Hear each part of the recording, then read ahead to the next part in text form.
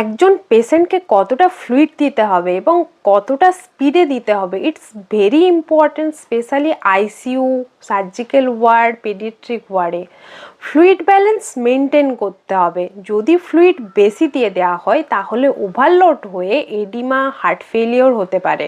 আবার যদি কম ফ্লুইড দিয়ে দেওয়া হয় তাহলে ডিহাইড্রেশন, লো বিপি এবং শকেরও রিস্ক থাকে। So accurate calculation is must.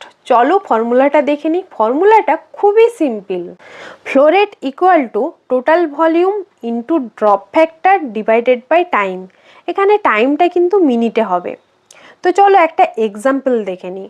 ধরো পেশেন্টকে 1000 ml এনে 6 আওয়ার্সে দিতে হবে, আর ধরো স্যাঙ্গোফিক্সটার ড্রপ ফ্যাক্টর হলো 20 ড্রপ পার ml। সো এখানে ফ্লো রেট কী হবে না, আমরা ফর্মুলা থেকে ফ্লো রেটটা বের করব।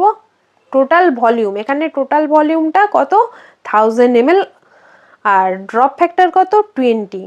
তো ডিভাইডেড বাই এখানে 6 আওয়ার্স, আমি বলেছিলাম এটা মিনিটে হবে টাইমটা, 6 ইন্টু 60। তো ক্যালকুলেশন করে হচ্ছে অ্যাপ্রক্স 56 ড্রপ পার মিনিট, মানে 56 ড্রপ পার মিনিটে ইনফিউশনটা চলবে।